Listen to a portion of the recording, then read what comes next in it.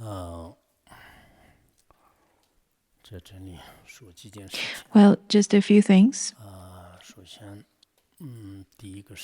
Firstly, today we will complete the classes on the baskets display, after which then tomorrow evening we will host a Tok practice, and before the Tok practice we will practice the sadhana of the Tenjo Nisal. Other than those of you who are participating in the classes, and it is not necessary for others to get in here in the shrine hall. If you wish to attend the Tok offering or practice the Tenjo Nisal, you could come here. If not, then you could just stay home and practice through the radio with us. And the time should be around 9 p.m., after 9 p.m. And we will practice the Tok offering sometimes after 9 p.m. Not so sure yet, but around that time all of us can then practice with the sadhana of Tok offering and then rededicate the merit with the king aspiration of Samadabhadra.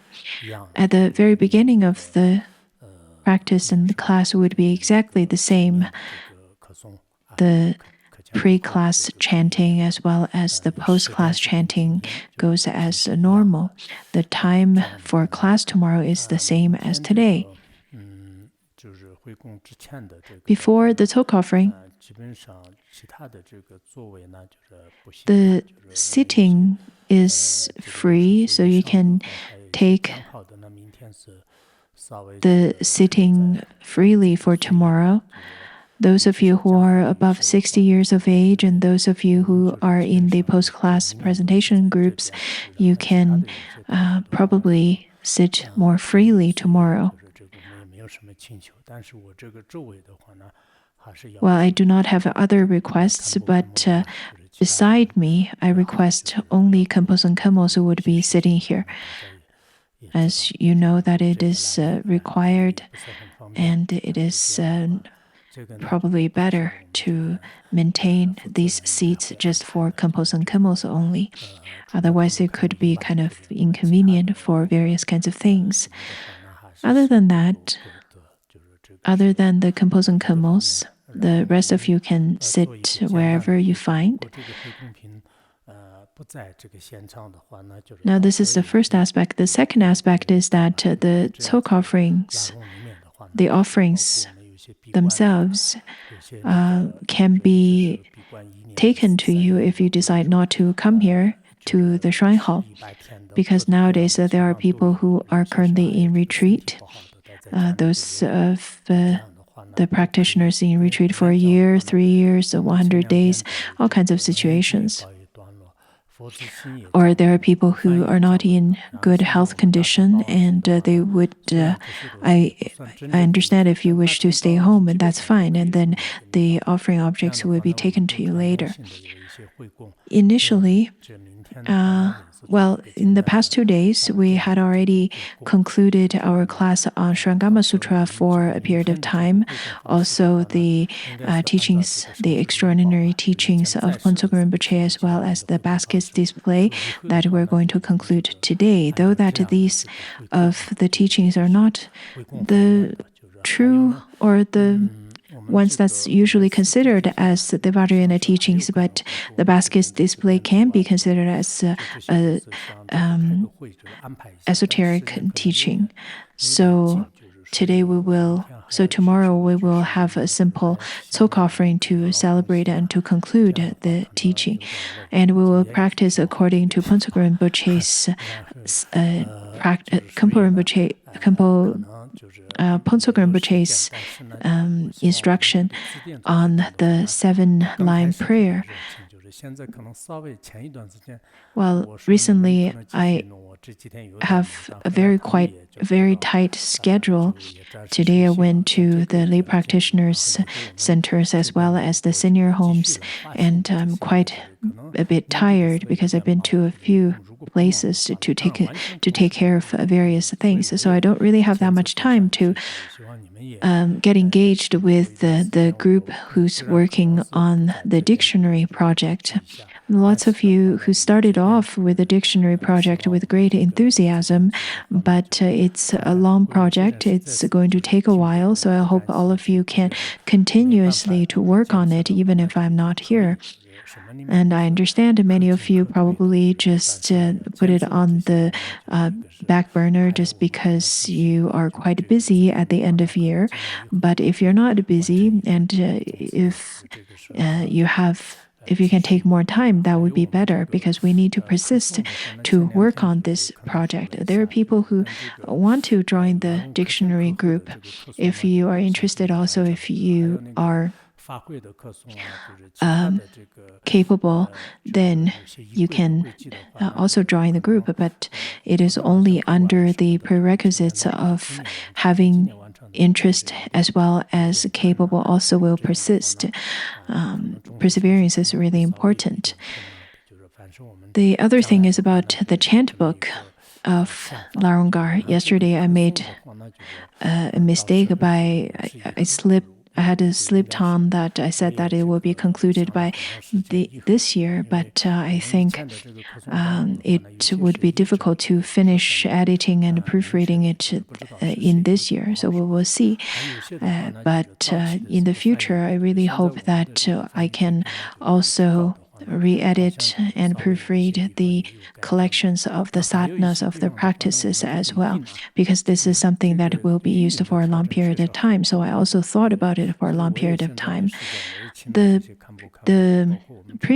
old version of the chant book included lots of the translations where the translators were not clear. We had no idea who translated those texts. Also, they were the early stage translations, and now our translation skills had progressed. And one of the problems is that the phonetic sound that we used before were different than now. But I think that doesn't matter if you feel more comfortable with benza kilikiraya or gulakiraya or omani bemihor or omani beminu or whatever kinds of sounds that you're used to, then that is fine, because the phonetic sound is a bit more difficult than translation, I think. Also, on top of that, because of the mundane being's mind would change quite a bit. Maybe the phonetic transcript sound good for one day, and then second day doesn't sound good anymore. On top of that, the Tibetan sound is different than the Chinese sound. It doesn't have all the first, second, third tone. The ga, da, ja, they sound very much similar, and it's very difficult to differentiate them. Anyhow, the chant book is currently in progress, and some of you probably feel that, well, it doesn't sound the same with the ones that I've chanted before. Who did this? Many people may complain about it, but those kinds of changes were done with our great effort and based on the Amdo dialect. So this is something I would like to bring into your attention. The second thing is about the baskets display. After our class today and after tomorrow's talk offering, this year we will put a pause to all the classes. Many of you who wish to sleep earlier in the night, you would probably feel quite happy about it, especially those of you who really care about your health. I think you would feel very happy about that, so you can go to bed earlier. This year, I believe we've all exerted lots of effort. Everybody got up around 5 or so. I myself also got up at 5 in the morning, and not so sure for what reason. Maybe because of oxygen, I didn't quite want to get up because I felt quite tired. So now that all of our classes this year is concluded, this is probably a good news to all of you. Beginning from next week, without any special circumstances, you can take rest earlier at night. Usually in the summer, we will have more classes. And this year, I've concluded more teachings than usual for a long period of time, really, compared to the past years. I've taught more classes than usual. And I think that those of you who are engaged in the post-class presentation class, post-class presentation groups probably are more tired. I really rejoice that you persevered for such a long period of time, though that we didn't have a class for 365 days. But I think comparatively speaking, we did quite well, especially under the condition of myself having such illness and having lots of things to deal with. On top of that, there are different kinds of circumstances, both inner and outer issues that I have to deal with. We all really exerted lots of effort, and I can see your effort too. So I am very thankful to your enthusiasm to the Dharma. This year, in general, everything went quite well over here, much better than the last year, and maybe in the future it will be better. All kinds of obstacles may sometimes appear, but I think even when they appear, the power of those kinds of obstacles were not like before. So that is good news. Everything went quite thoroughly and smoothly. We completed our class, and what's more important is that we completed the empowerment of the Four Nyingtik, which is truly important. As Confucius once said, that if I were to listen to the Dharma or the path, the teaching in the morning, then I can die happily at night. I don't know if Confucius is clear about what Dharma is or what the path is, or if he has some secret meanings. But I think to all of us, as long as we do not break our samaya, we should be quite confident at the time of death. Yesterday, when I looked into the teaching and translation of the Nyingtik Gyapshi, I think throughout the entire history, during the 600 years between Longchenpa till now, probably not as many people who translated for such a large group of people to receive the Nyingtik Gyapshi. And throughout the history of Tibetan Buddhism, I doubt there is any event like that, but we had already completed it. And all of you sitting here had already received such supreme empowerments. This is so important, much more important than status, wealth, and all of that. So I think you should recognize that though that we are living in such a chaotic time that is filled with pandemic, with geopolitical crisis, all kinds of challenges from different aspects, but we had persevered through and studied the classes during this period of time. On top of that, many people received the supreme, unsurpassed, profound Vajrayana teaching of Mahaati. So I hope that from now on, you need to pay attention to your Samaya vows. Do not break the vows, especially when it comes to the harmony among the Vajra brother and sisters. Do not think of it as a joke, because you received the Vajrayana empowerment from one teacher, from one guru, in one mandala. And if you were to create any schism and conflicts between the Vajra Sangha, then that is breaking the Samaya vow. And that could bring you great harm, rather than receiving benefits from such profound empowerment. That is why this year every class is studying the 14 root vows and the 5 root vows in the Great Illusory Net. So you need to make sure that you understand it and you keep those Samael vows. Otherwise, it could really harm your own mind stream. So please do pay attention to it. Well, I've mentioned this again and again, but this is really my habit. Also, I truly feel so as well. That is, life is impermanent. Every time I part from Larangar, I would think in such a way I make the plan that I may not return. It comes from my personal experience on the practice of impermanence, and it is very much true as well. No matter what, knowing that our life is impermanent, each of you need to understand and each of you need to preserve your Samaya vows. When it comes to serving the Sangha, whatever kinds of things you're doing, you need to pay attention to it. Also, as Phuntsukul Rinpoche taught, that what's really important is to have a good character, a noble character. When I reach to my age, indeed, I look at people in this world and I can see that the true practitioners need to first be a kind person. And when it comes to doing anything at all, what is really important is to be steadfast.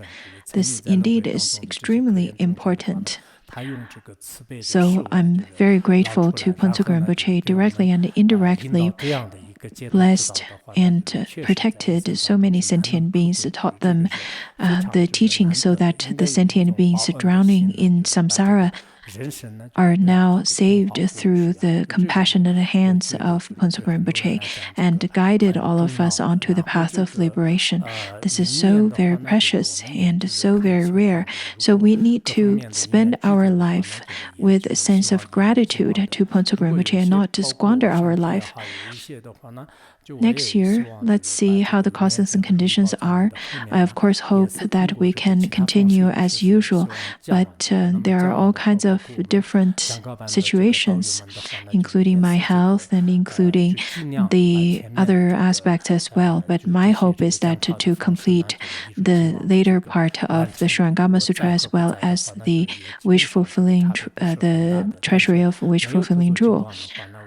So we can see what kind of method we can adopt to complete those two teachings. And I also hope that all of our post-class presentation Sangha members can continue as usual as well. Please do carry on your studies and your practice with or without me being here. I myself am trying very hard, and after tomorrow I will be in a winter retreat to practice and then to translate, because there are a few texts I really wish to finish translating them. Myself currently have a decline in my eyesight, in my wisdom, ear root, eye root, all of those kinds of physical limitations. So I really wish to use this time to translate some sutras and tantras. Other than that, I do not have any other worldly concerns at all. So this winter I will be seeking for some oral transmissions and chant some mantras and engage in practice. Other than that, I have no idea where I will be yet.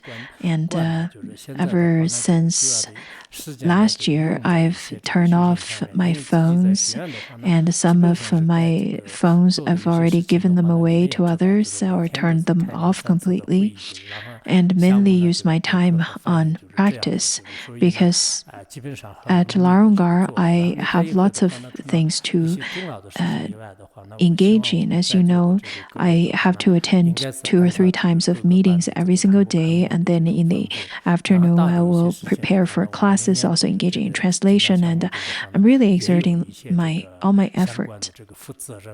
After I'm not in Larungar, after I part from Larungar, I hope that all the Khenpos and Khenmos can take care of different kinds of issues. If you really have things that you cannot deal with and you cannot resolve, I hope all of the management team, the main managers this year can then communicate with each other instead of complaining, especially complaining about not able to contact me.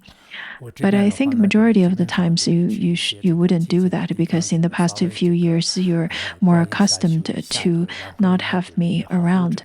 And this year I will probably go to some quiet places and practice and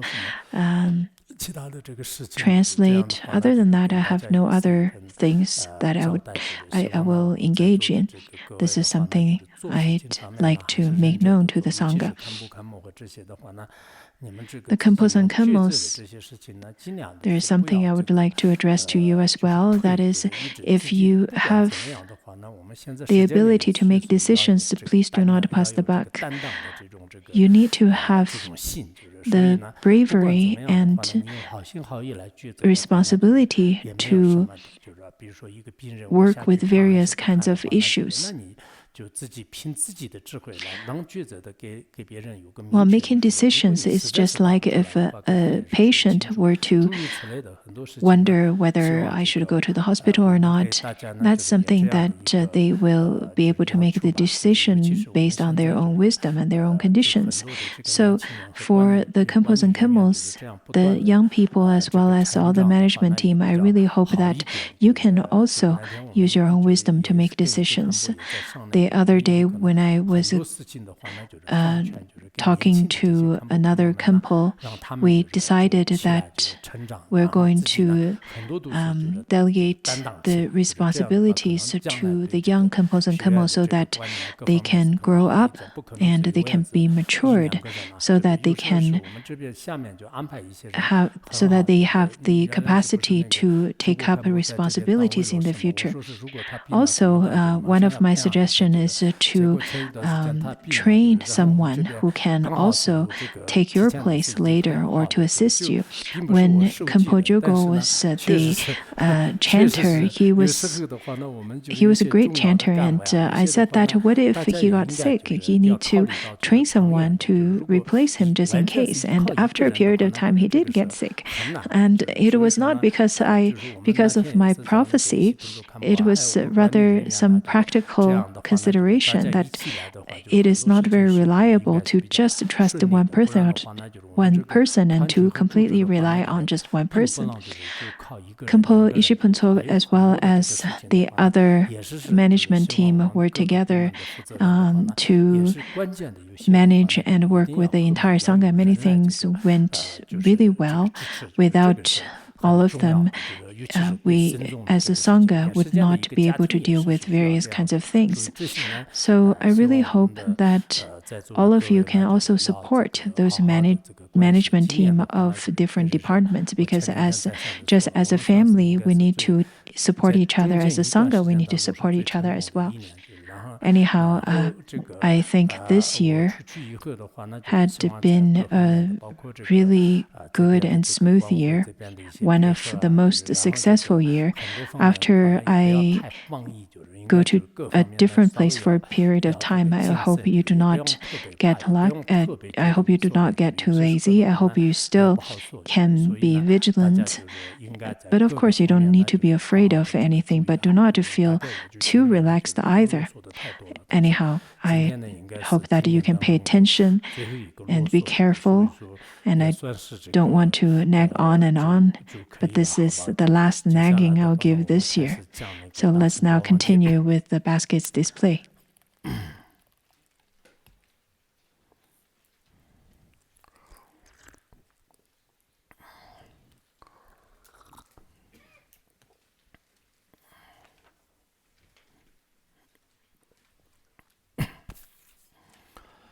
The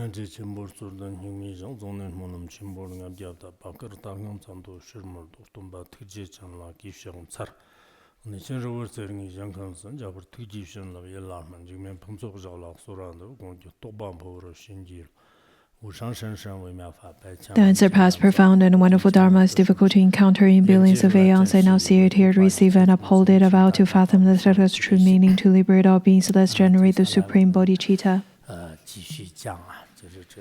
Let us now continue with our class on the Mahayana Sutra, the Sutra of the Basket's display. In our previous class, we have learned that Avalokiteshvara finally arrived. That reminded me a VCD that's made from the videos of Phuntsok Rinpoche, and a person from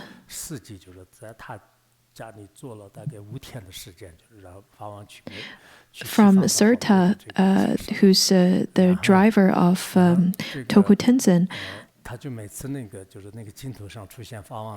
And every time he watched that video, he saw, whenever he sees that Phuntsok Rinpoche appears in that video, he would say that arrived. The Guru has arrived. Take a look, he's finally arrived. So Avalokiteshvara over here arrived from the Sukhavati, the Pure Land. He arrived with a lotus flower and made offering to Shakyamuni Buddha.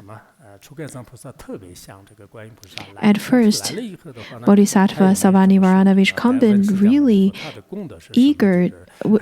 really eager to see Avalokiteshvara, was longing to see Avalokiteshvara, but after Avalokiteshvara finally arrived, he didn't really say much.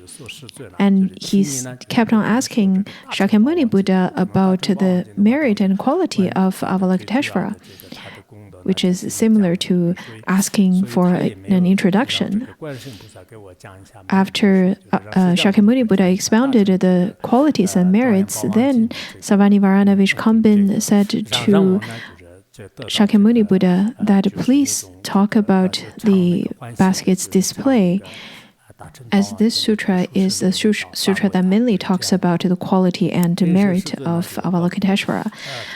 And then, because of the sutra that's expounded by Shakyamuni Buddha, we can finally enjoy the Amrita-like flavor of the Mahayana Sutra of the basket's display. Then the Bhagavat, Shakyamuni Buddha replied to Bodhisattva Savannivarana Vishkambin, saying that, noble son, those who hear the precious king of the Mahayana Sutras, the Sutra of the Basket's display, will not have the obscurations of previous karma. We all have lots of previous karma, previous negative karmic retributions. However, one who hears this sutra will no longer have the obscurations from the previous karma like such. Those who have those negative deeds, such as having attachments of another's wife, such as sexual misconduct, those who have killed their parents, those who have killed an arhat, those who have destroyed stupas. And some of the 5 heinous misdeeds also includes destroy a harmonious sangha, those who have maliciously caused a Tathagata to bleed. Sometimes the 5 heinous deeds includes the creating schism within a sangha. Sometimes the destroying of a stupa is considered as also one of the 5 heinous actions. It is different according to different sutras. For example, according to the aspiration to Pure Land, it says that destroying the Tathagata or destroying the Buddha is part of that which is close to one of the 5 heinous actions or misdeeds. Anyhow, those who have created such negative deeds, according to the Hinayana teachings, it is very difficult to purify all of them, and one would definitely need to suffer in the Avicii hell if one were to commit it in any of those. But if a person, even as such, by relying on the Mahayana Sutra of Baskets display, they would be able to be liberated. So we need to write it, chant it, and even prostrate while chanting the sutra. There is such tradition in China mainland. We understand that this is such a precious teaching. After giving teaching of this, I really hope that you make the aspiration yourself to propagate this teaching in the future as well. We shall try our best to propagate and spread this teaching to everywhere in this whole world. We need to make that aspiration. The conventional equivalency of such aspiration is similar to that if you were to be graduated from certain schools and studied a certain major, then you will go to different places in this world to carry out your profession and career in different places. So later you can go to maybe Australia, and maybe you can go to Africa and set up a little center where you can study the Sutra of Baskets display and to give teachings, to share the supreme flavor of the Sutra of Baskets display. This is quite important because by relying on this sutra, such great misdeeds can be purified. It would be very convenient for us to be reborn in Sukhavati later, because the biggest obstacle to be reborn in Sukhavati is to create or to have the 5 heinous misdeeds.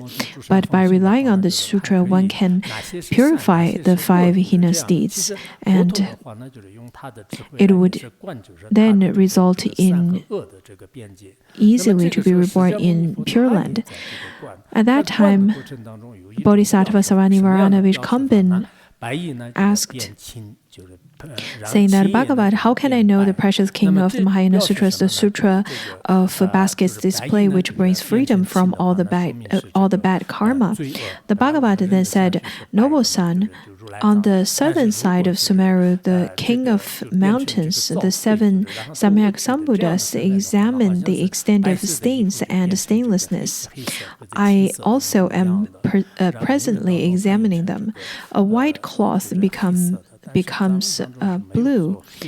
A blue cloth becomes white, but the English translation actually translated as a cloth becomes black and a black cloth becomes white. So when I translated, I used a different word that is a navy blue. In fact, in the Tibetan translation, it is a bluish color. So I think it is not necessary to translate it as black.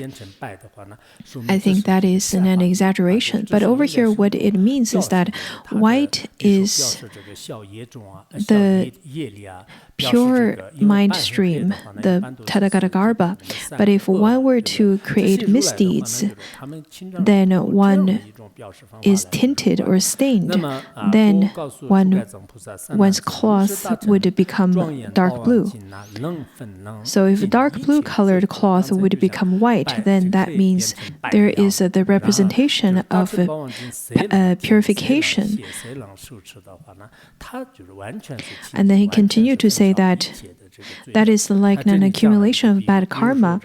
When the white cloth becomes blue, that is an accumulation of bad karma. When a blue cloth becomes white, that is like the accumulation of the Dharma. Noble son, in that way, the precious king of the Mahayana Sutras, the Sutra of Baskets display, burns up all bad karmas. It makes it white. It eliminates all obscurations. It is like this. For example, during the summer, plants and the forest, it becomes very green. Then the Naga king Satamukha comes from his residence and burns the grass, the bushes, the herbs, and the forests.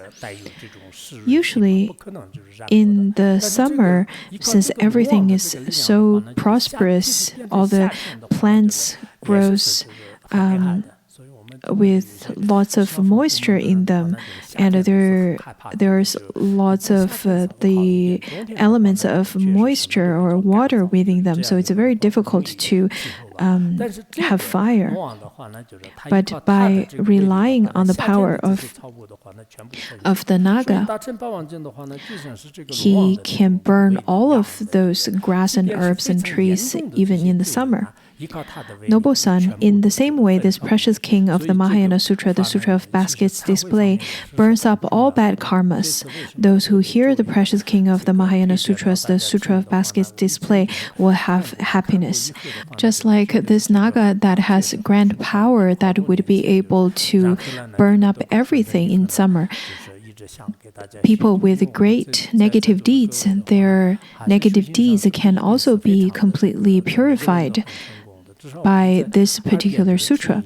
So such kinds of skillful means of confession is so needed. That is why I truly recommend everyone to listen to this teaching. I had read this before and I felt that this is such a supreme sutra. After many years, I received the oral transmission and then I wanted to give these teachings to all of you. So I hope that at least we need to listen to some of the empowerments such as liberation upon hearing and teachings such as this that would be able to purify your negative deeds. Over here it says that people who received this teaching would directly and indirectly receive happiness. The Bhagavad continued to say that after hearing the Sutra of the Baskets display, such kind of person should not be known as an ordinary being. They should be seen as irreversible bodhisattvas. When they die, 12 Tathagatas will come and reassure them, saying, "Do not be afraid, noble son, do not be afraid. You have heard the precious king of Mahayana Sutras, the Sutra of Baskets display. You will no longer continue in samsara. You will never again see birth, ageness, sickness, and death. You will not be separated from that which is beloved and pleasant, and will not encounter that which is disliked. You will go, noble son, to the realm of Sukhavati. You will hear the Dharma from Tathagata Amitabha. In that way, noble son, those beings will have happiness." At this, Bodhisattva Mahasattva Avalokiteshvara bowed his head to the Bhagavata's feet and departed.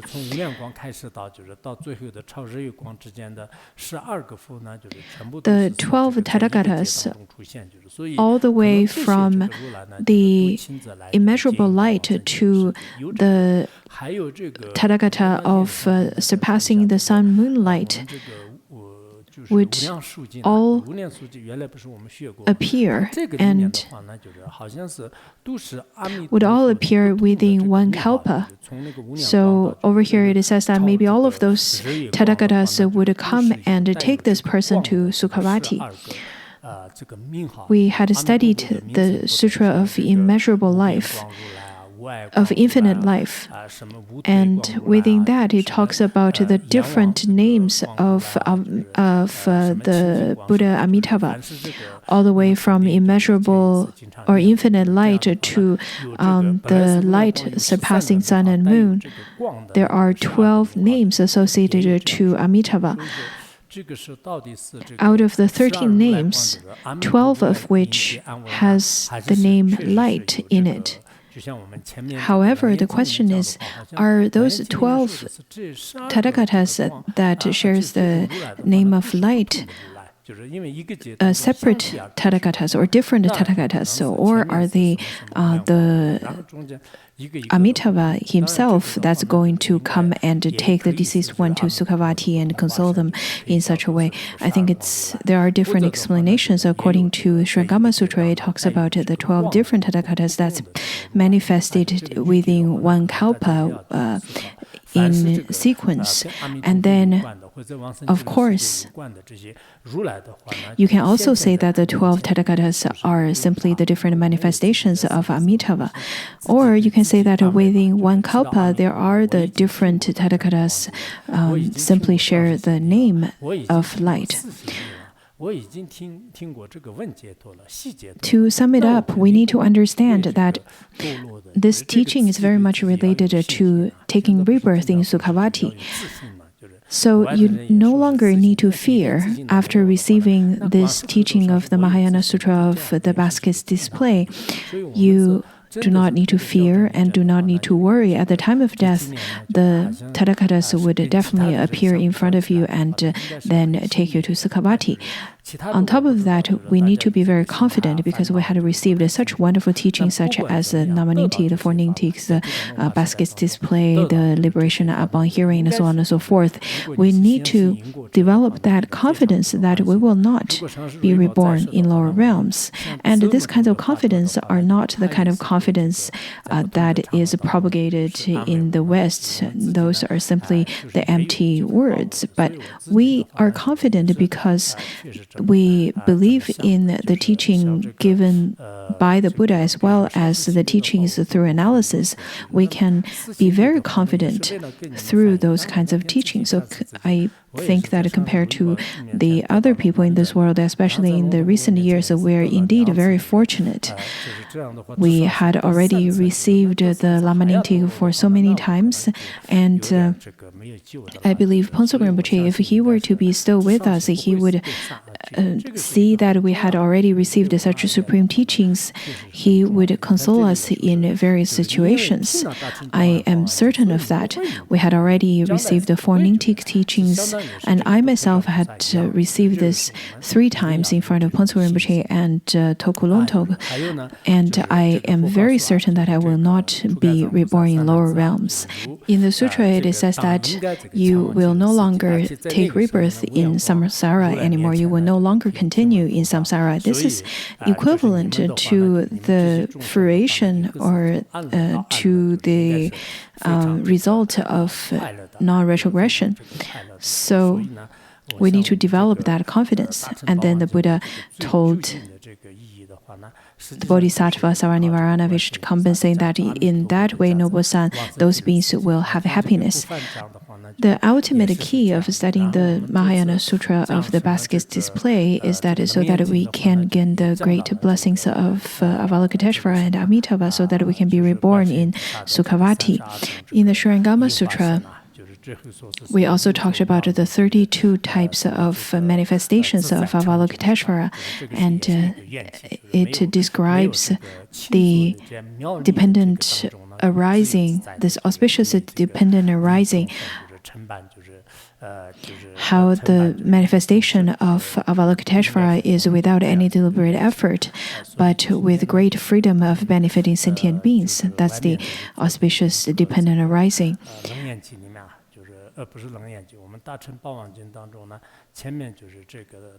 Within the Sutra of the basket's display in the previous part, the king of Ashura praised Avalokiteshvara, and the content is very similar to today's, is very much in sync with today's content. By relying on the blessings of Avalokiteshvara, we will be reborn in Sukhavati.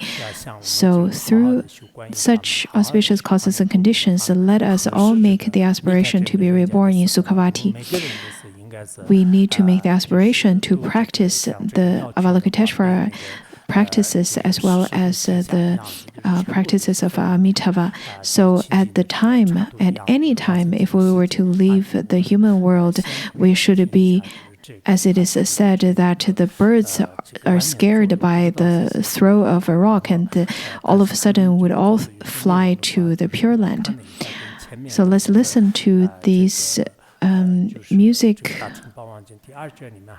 composition with the lyric from the second volume, the praises given by the king of Ashura. I think the praises composed by him or talked by the Ashura king was really wonderful. Let us, at the time of listening to this song, let us think about Avalokiteshvara, to praise Avalokiteshvara also by the powers of the Amitabha, Avalokiteshvara, Mahastama, Prata, and by their blessings, by their power, we can all be reborn in Pure Land and benefit sentient beings.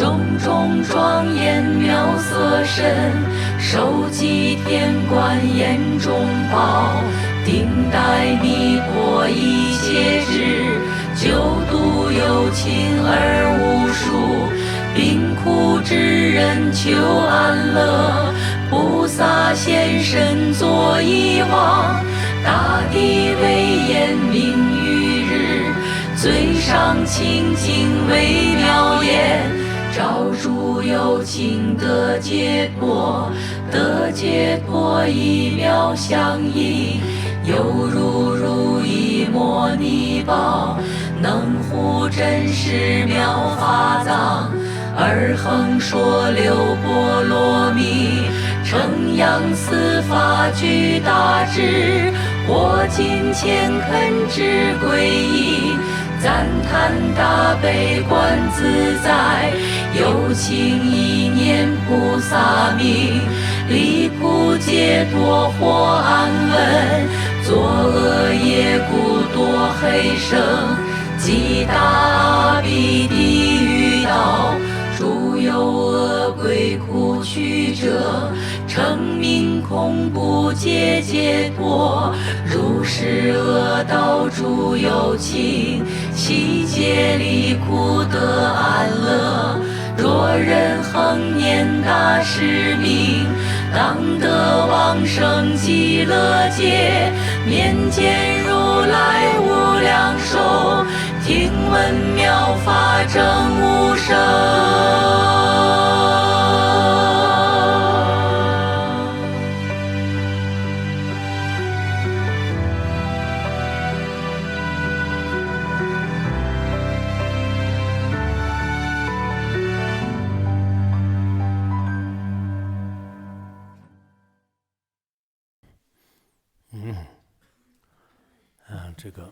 这个时候呢，观世音菩萨摩诃萨 At that time, 顶礼佛足而走了。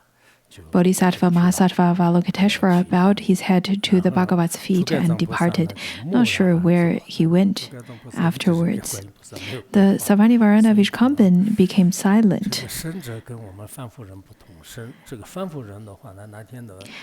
The Savannivarana Vishkambin Bodhisattva had such eagerness to meet Avalokiteshvara, but did not make any conversation with Avalokiteshvara at all. Maybe the noble ones are indeed very different than the mundane beings. The mundane beings would seek for such kinds of forms, such as touching one's head, or receive some blessings, or giving, maybe get an autograph or a photo together, or have a chat, or have a meal, and so on and so forth. But indeed, we need to understand that for someone that whom has already received the Dharma teaching, if we were to receive Dharma teachings from our teachers, then that kind of blessings is more important. It is not necessarily that we have to have some kinds of physical contact, physical communication. It is rather we have already received the Dharma teachings. Avalokiteshvara probably has a better connection to Shakyamuni Buddha. So through Shakyamuni Buddha, the Bodhisattva Savannivarana Vishkambin had then met Avalokiteshvara. We know the sequence of how the story happened. At first, Avalokiteshvara came to see Shakyamuni Buddha, and then he gifted the lotus flower given by Amitabha to Shakyamuni Buddha. And then Avalokiteshvara started radiating light, and then give prophecies, and then started talking about the qualities and merits of the Mahayana Sutra, the Sutra of the Basket's display. The whole interactions are so different than the mundane beings' way of interactions. I think in the future, at the time of relying on a spiritual teacher, we need to understand that the most important thing is to receive the Dharma teachings.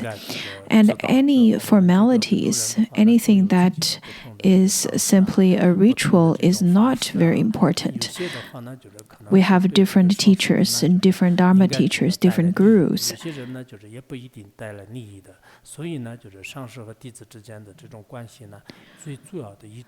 I think meeting those teachers sometimes could bring benefits and sometimes not necessarily.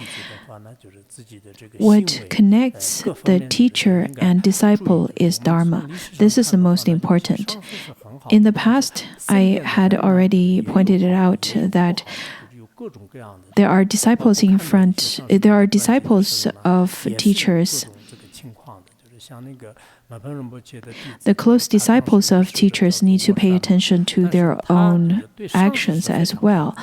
Throughout history, we can see that there are great teachers, but if the disciples around them are carrying out inappropriate actions, then that would also influence the teachers. Look at the disciple of Mipa Rinpoche. Of course, there are different situations. Mipa Rinpoche's attendant, whose name is Oser, and he was very caring to his teacher. But when he was treating the others, he would be very difficult to be dealt with. But what we need to understand is that we need to create good connections to the Buddhas of the three times, and we need to create harmonious relationships to the sentient beings of the six realms as well. We need to be in harmony with both that are above us and the ones that are below us. In terms of hierarchy, of course, we should not be tinted by arrogance or any afflictions. That's quite important to remember. Now the Devas, Nagas, Yakshas, Asuras, Gandharvas, Garudas, Kimnaras, Maharagas, humans, non-humans all departed. After they had departed, Ananda then said to the Bhagavat, I'm not so sure about the secret meaning behind this sutra. It is that Ananda then appeared and started having a conversation. And his question is very different. It's a bit different than the question posed by the Bodhisattva Sarvanivarana Vishkambin. Within the sutras, sometimes even within one sutra, each of the chapters can be a short sutra as well. When we look at the Long Agama Sutra or the miscellaneous Agama Sutras, so on and so forth, there are the different teachings requested by different people that can be divided into short sutras as well. And then over here, Ananda started to talk to the Bhagavat. Ananda said to the Bhagavat, Bhagavat, I pray that you teach us the vows of training.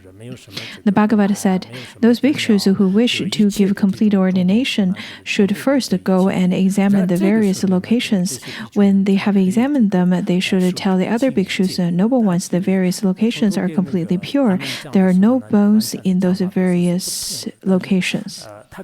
There are no feces and urine. The various places are completely pure and worthy for bhikshus to give ordination.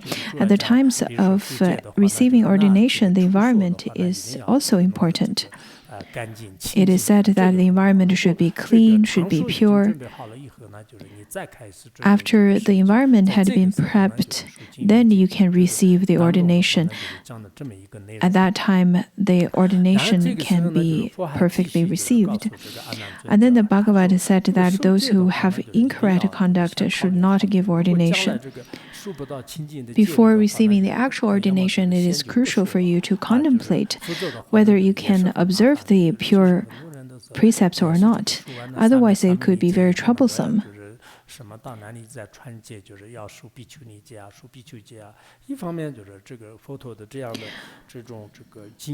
Many people, after receiving the different levels of ordination, after Shramana Shramani or Bhikshu and Bhikshuni precepts and so on, there is in fact a very complete system of precepts within the Pratimoksha vow system. This is quite crucial for you to fully understand it and then contemplate contemplate upon the capacity, your own capacity of observing those precepts. Do not simply be following, do not have the herd mentality. If others are doing it and you're doing it, this is not very good at all. I've encouraged all of you before taking the actual ordination to contemplate again and again. Otherwise, if you were to break the vow, then you cannot use the properties of the Sangha, you cannot live with the Sangha anymore. In such a way, you would be an outcast in all senses, and then it's not going to be very easy for you. Nowadays, it's easy to shave off your hair. But the key is that you need to understand that once you've taken this vow, you've taken this path, you have to be fully prepared. Otherwise, if you were to break the vow and then some of you may have another opportunity to retake the vow, and some of you would not have such opportunity anymore. Even if you were to have such opportunity, to count on that opportunity is not as dignified nor as meaningful.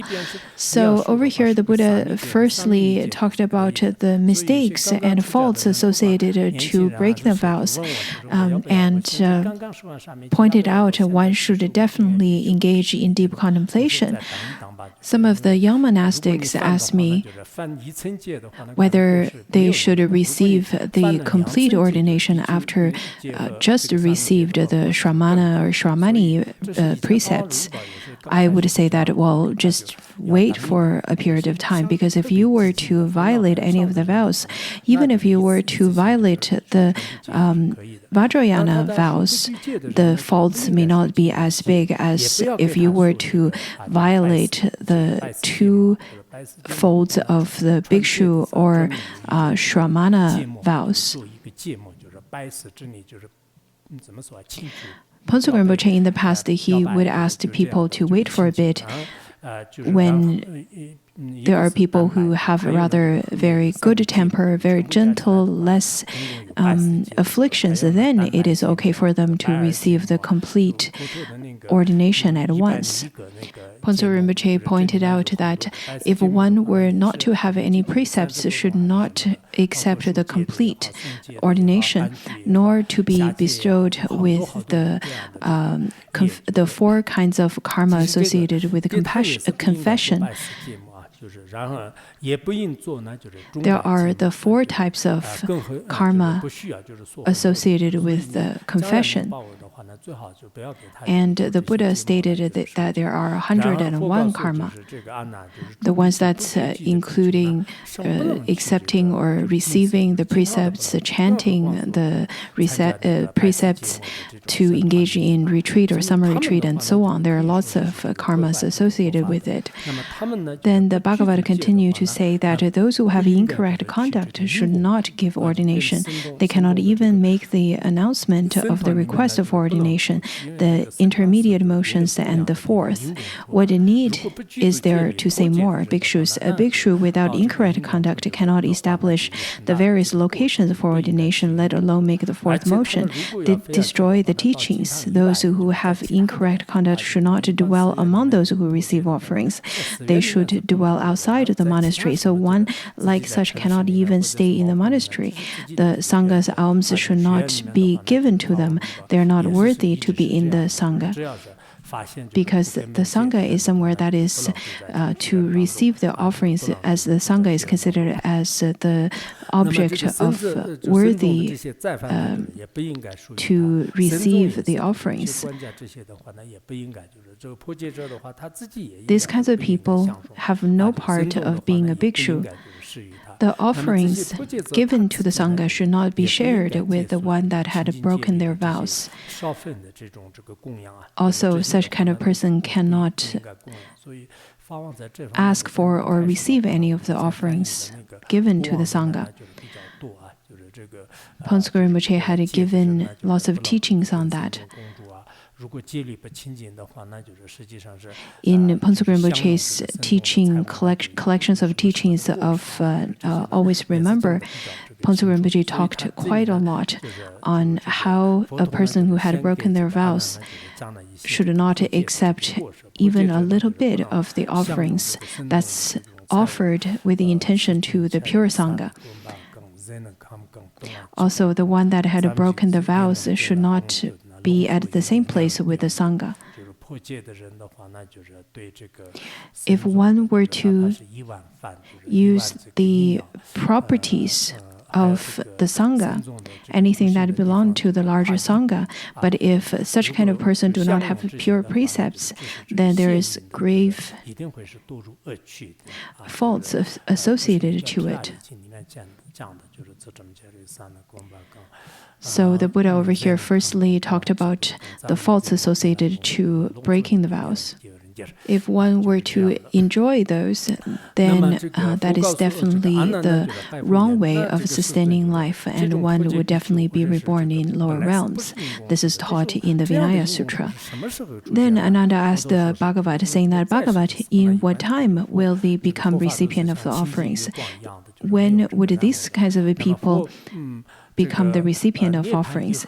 And then the Bhagavat said there will be those kinds of recipient of offerings 300 years after my passing into Nirvana. They will see the monastery as their homes. At the time of the abiding of the Buddha, the Dharma is as pure as the moonlight, without any defilements. But after the passing of the Buddha, according to the Shastra of Garland, it says that after 12 years of the parinirvana of the Buddha, then there will appear to be the ones that breaks the vows. Maybe because the defilements will not be that severe, but slowly and slowly those defilements would get more and more severe.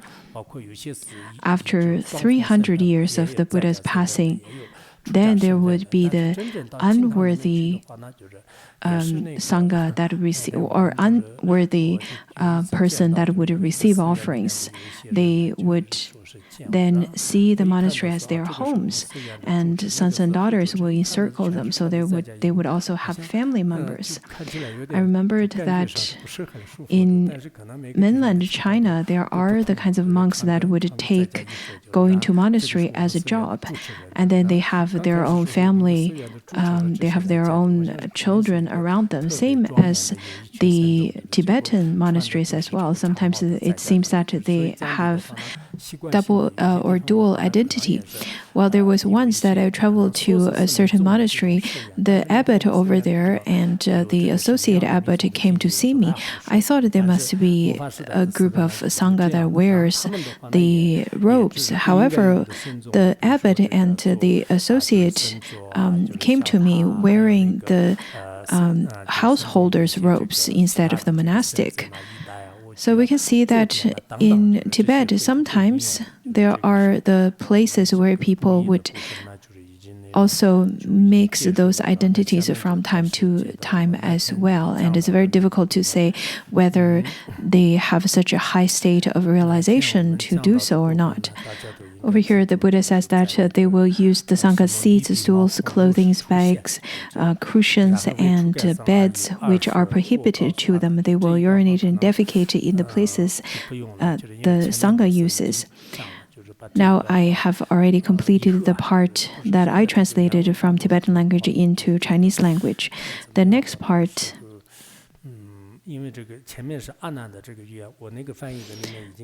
well, the previous part is the language of language related to Ananda. That is within the translation I've translated. And then the Buddha started to tell Ananda, saying that after 300 years of my parinirvana. So the Chinese translation can be a little bit confusing. You do need to look into it a bit more.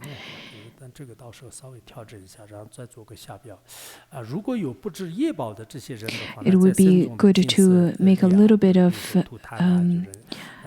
footnote to make sure that this part would be quite clear.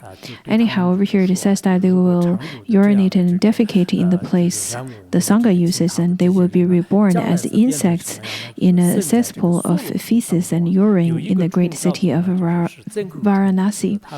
They will also spit in the places the Sangha uses, not knowing the karma that ripens from it. Those who spit in places the Sangha uses will be reborn in a sultry forest as insect the size of the eye of a needle for 12 years. Here, the Buddha pointed out that if one were to defile, to tint the common areas of a Sangha, then the karmic retribution will come to fruition in the future. There was a story of how a bhikshu was reborn with the dark colored skin on his back.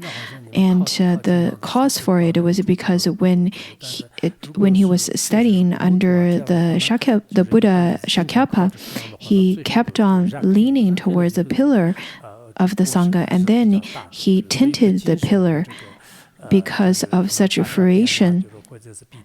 Because of such kinds of cause, he had that fruition. This is taught within Vinaya as well.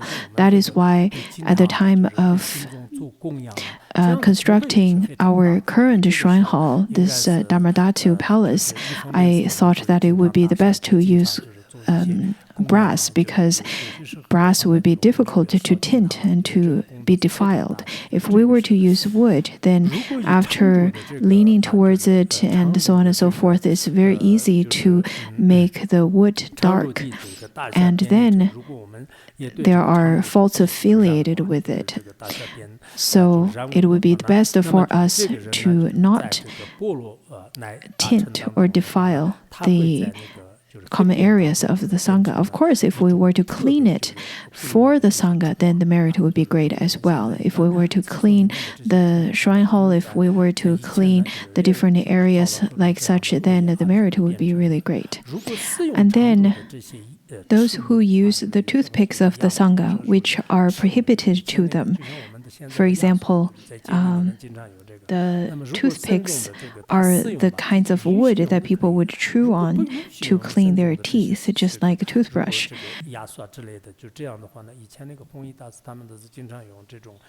Master Hongyi would use, back in his time, they would use the willow's twig, something that's rather very thin and has the kinds of fiber that's good to clean their teeth.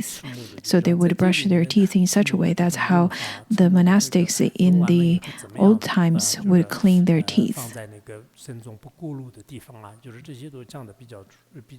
After using those wood sticks that cleans their teeth, in the Vinaya teachings, there are specific descriptions on where to place those used toothpicks. So if one were to use those toothpicks of the Sangha, any of the, even till the smallest aspects of the property of the Sangha, which are prohibited to them, will be reborn as turtles and fish, as well as whales.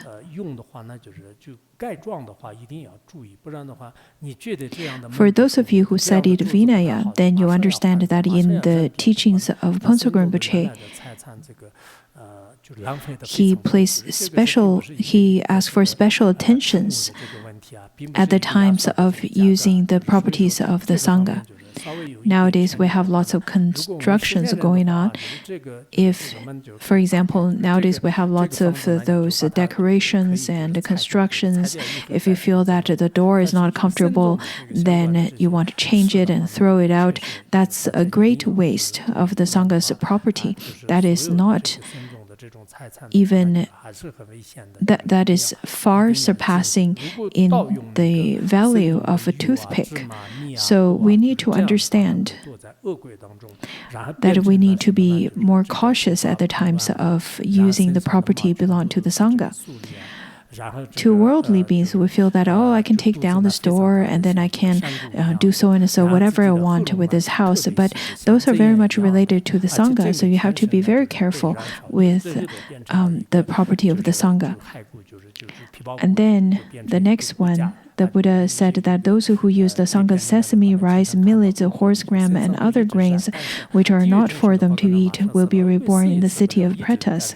The Pretas, as you know, they have a large valley that is as big as a valley. A large belly that is as big as a valley, and then their throats are very thin, just as thin as the eye of a needle, and their bodies all being burned, burning into just a skeleton. Whenever we look at those kinds of depictions of pretas, there is fire coming from their body and burning inside their body at all times. But these pretas do not die off. They would have kept on suffering from these kinds of pain.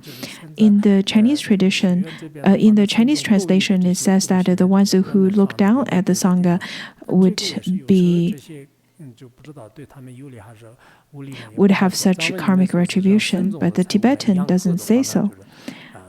The Tibetan translation says that those who use the food of the Sangha to feed dogs will be reborn in low caste with defective faculties, crippled and hunchbacked.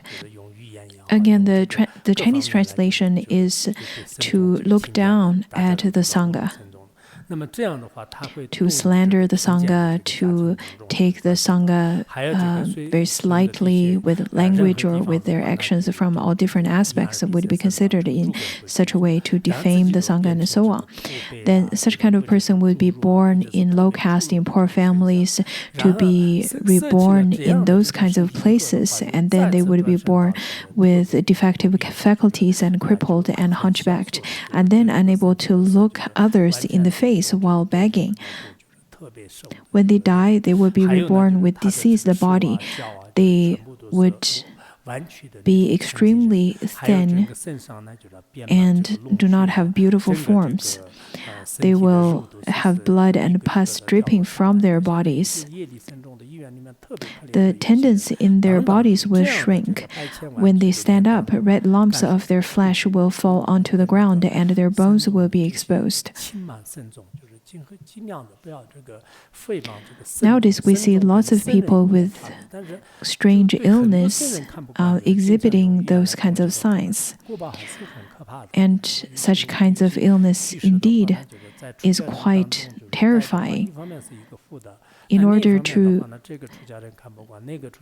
prevent ourselves from that kind of suffering, we need to be very aware of our actions. We need to not be so arrogant and do not slander the Sangha, do not take the Sangha for granted, do not scorn or contempt the Sangha. This is quite essential.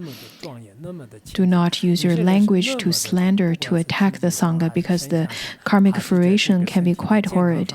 Some of the lay practitioners, on one hand, you have the merit to stay with a monastic.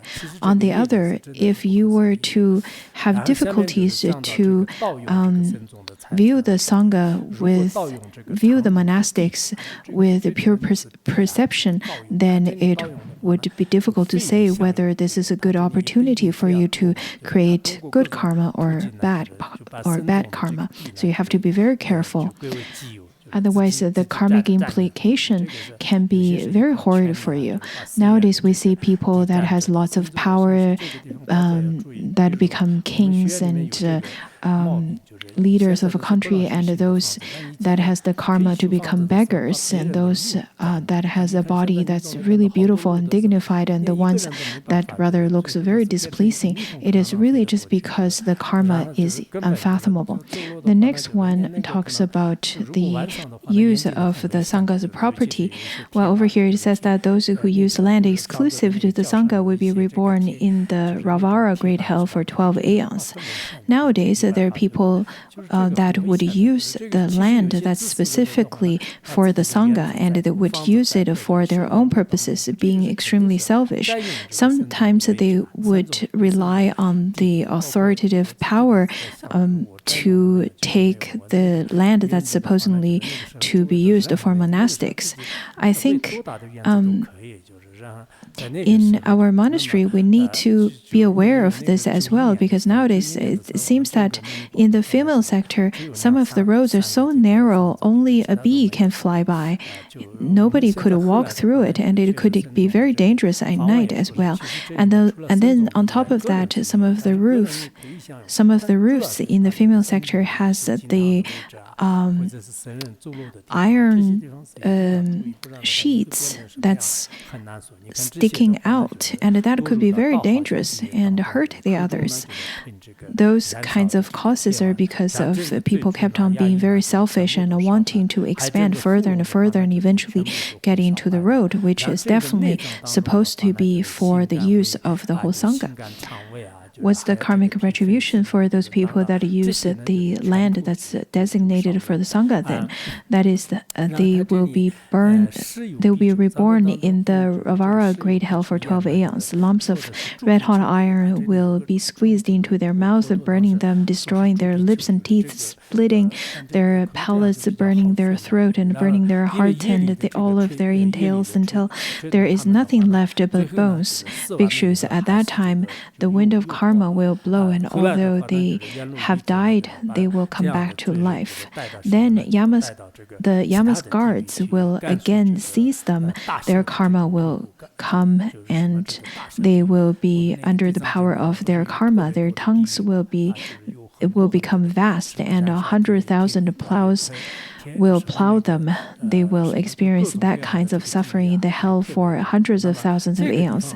When we studied the different hell realms, we learned that there are the burning hell, there's the iron dog hell, and there's the hell realm where the tongue of a person will become extremely large, just like a large plateau, and then the hundreds of thousands of plows would plow on it, and that kinds of karma will continue for thousands of years. Then, when they die and leave that hell, they will be reborn in the Agnigata great hell. Yama's guard will seize them and insert 100,000 needles into their tongues. Then, through the power of karma, they will become back to life and will be hurled into a mass of flames. When they are cast out from that mass of flames, they will be hurled into the Vitarani river. When they die, they will be reborn in other hells. They will wander in that way for 3 aeons. When they die and leave the hells, they will be reborn in Jambuvipa as poor people, blind from birth. Therefore, Ananda, protect the property of the Sangha. The Buddha specifically told Ananda, one has to be very vigilant and not to misuse or steal the properties of the Sangha. If we were to be eligible to use the property of the Sangha, of course, you can. For example, whenever we are having a Dharma assembly and whenever there are offerings that we are sharing as a Sangha, those are the appropriate times to take those. But when it is not yours, if you were to steal, if you were to grab it for yourself, if you were to use the Sangha's property that is not supposed to be yours, then the karmic retribution is quite horrid. We have to remember it.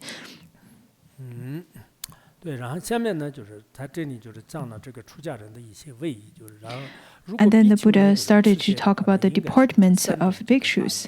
He said that bhikshus, those who have the vow of training, should have the 3 dharma robes. At the times of, for example, going to the king's palace, one should wear those kinds of robes. And then 1 dharma robe is worn by the Sangha so that there will be confidence in the Sangha.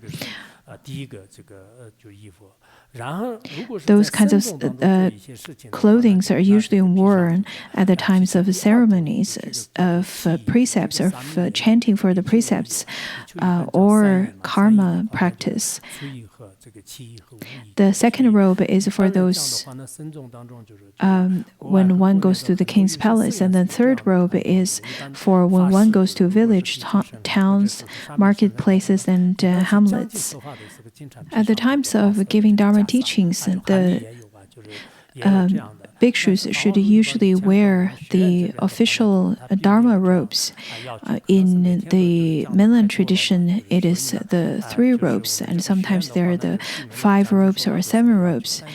In lots of the monasteries within domestically or abroad, they usually have such traditions, but the traditions could be different. If the Dharma teacher is of a bhikshu or of a shramana, then at the times of giving teachings, usually they would wear the yellow robe. And I think it's the same to China mainland as well, but Phuntsog Rinpoche didn't make a specific requirement for it, maybe because he gives teachings a lot every day, so he doesn't really give too strict of a requirement, and the traditions could be very different. At the times of receiving great masters, usually those kinds of clothing should be worn as well. Those are the 5-layered robes. And then the Buddha told the bhikshus, saying that, so bhikshus must have the 3 robes. Those bhikshus who have good conduct, who have good qualities, and who have wisdom should remember my words of instruction, including the instructions on the property and including the instructions on the deportments and clothing that one should wear.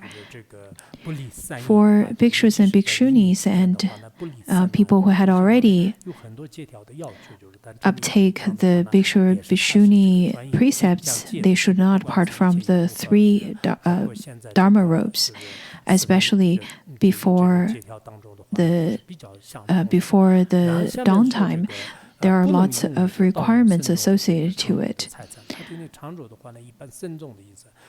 And then the Buddha continued to expound on the property of the Sangha should not be used by those who are not entitled to use it. That which belongs to the Sangha is like a pit fire. So the kinds of properties that belong to the monastic Sangha, to the Sangha that lives within the group,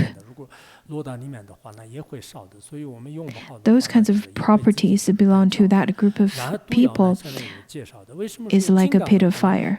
That which belongs to the Sangha is like poison. That which belongs to the Sangha is like a vajra.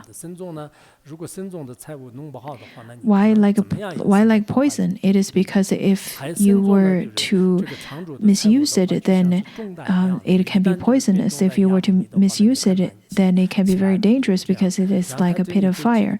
And then the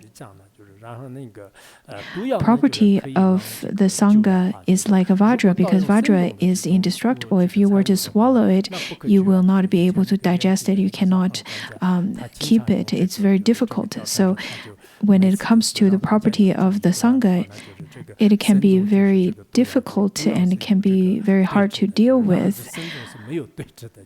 And then he continued to say that there is a remedy for poison, but there is no remedy for the property of the Sangha. The previous management, the supervisor of the management of the Sangha's property who passed away, he usually would quote this, and he has such authority in him. Lots of the fellow Sangha members really fear him quite a bit because he was very senior. First of all, he arrived here at the very beginning of Larungar, and then before 2003, he made great contributions to Larungar, and then later he resigned. That is when we started asking other Khenpos and Khenmos to take on his role to the Sangha. we need to have the supervisor to the property of the Sangha to be someone with pure precepts. This is quite crucial, otherwise it can be quite dangerous. And then the Buddha continued to say that, and then Ananda said to Bhagavat, every bhikshu will remember these words of instruction given by the Bhagavat and will keep the Pratimoksha vow, so will follow the Vinaya and will preserve the Bhagavat's words of instruction. Then Ananda bowed his head to the Bhagavat's feet and departed.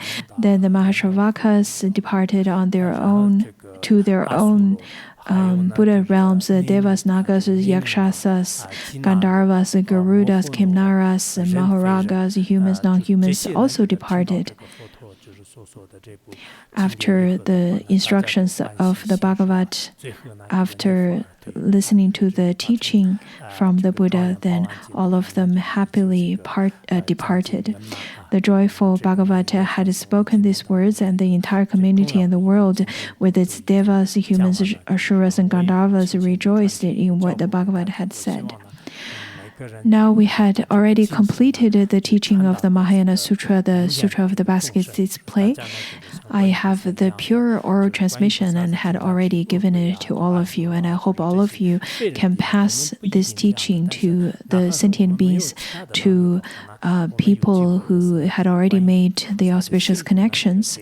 I hope that you can be like Avalokiteshvara, because Avalokiteshvara usually goes to places where others don't want to go, such as the Preta Ghost city, such as Ashura's place, such as non-human, the place of non-humans. We don't necessarily have to go to those places because we don't have those kinds of capacities yet. But if we were to have the opportunity, I think we can chant the mantra of Avalokiteshvara to the deceased ones, to the ones that's still living, to the seniors. We can chant those mantras to them so that they can obtain blessings through such ways.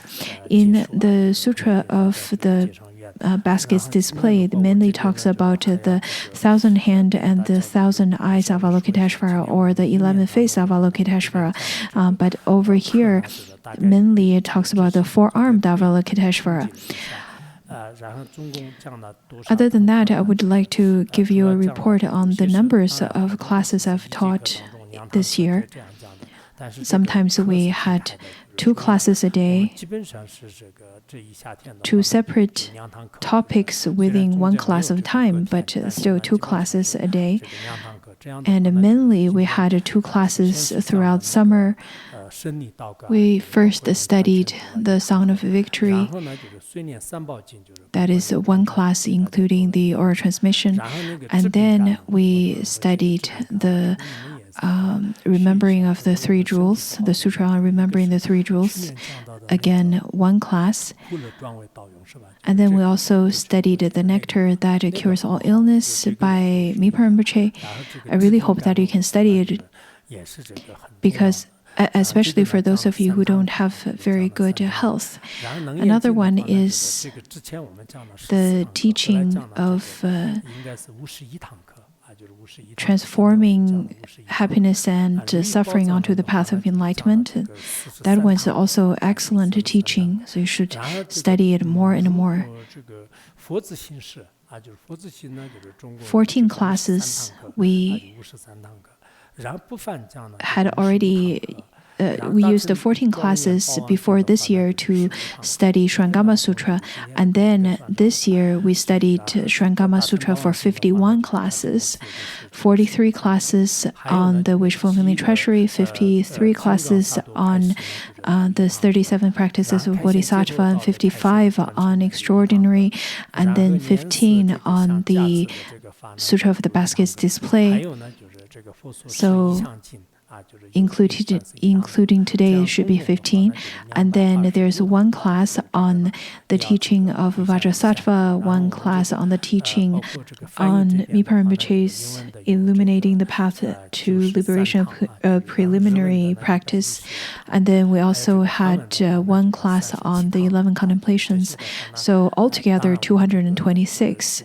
In terms of the translation, the English translation had translated 93 so far, 110 to the Japanese, and then the Korean 37. Other than that, in different classes, the Khenpo and Khenmos had been tutoring on the class of Shrangama Sutra, which fulfilling treasury and extraordinary, which is the teaching given by Mipa Rinpoche. The tutors, the Khenpo and Khenmos, the mentors, even all of you, the participants at the times of practicing during at the times of having discussions during our after-class presentation time. Not so altogether, not only I had given many classes, you had listened to many classes, and you had also taught some classes as well. If I were to try harder to give more teachings, then you will try harder as well. That is why I had exerted my effort. The Mahayana Sutras, the Sutra of Basket's Display, and other Mahayana Sutras, if we were to only study one word, to teach one verse, the merits would be quite unfathomable, and we know that already. Even, for example, hearing the name, the title of the Mahayana Sutra of the Sutra of Basket's Display, one would not be reborn in lower realms. Then we need to contemplate upon our merits and generate great joy for it. We had all tried very hard, worked very hard for this 1 year. We worked very hard to listen, to give teachings, and some of you, I'm sure, are working on the audios, videos, the transcripts, the translations, and all different aspects of spreading the Dharma. I really hope that we can rededicate such merit to all the sentient beings. All the sentient beings who made auspicious connections to us, who made bad connections to us as well. Let us make our accumulation of merits as the offering to them.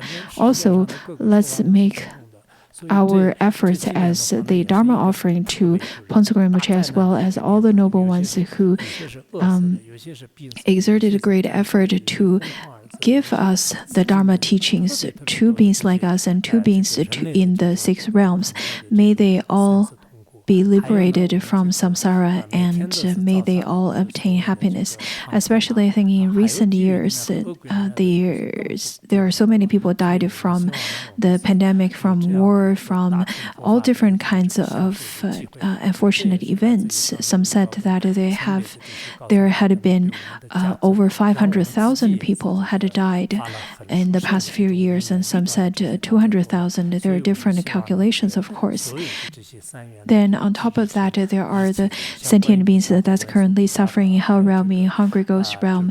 But we have the opportunity to receive the Mahayana teachings. It is because of Phuntsogren Rinpoche, because of the great lineage masters that had blessed us, had given us such opportunities, and let us then rededicate the merit, just as Avalokiteshvara and Manjushri and Samanabhadra.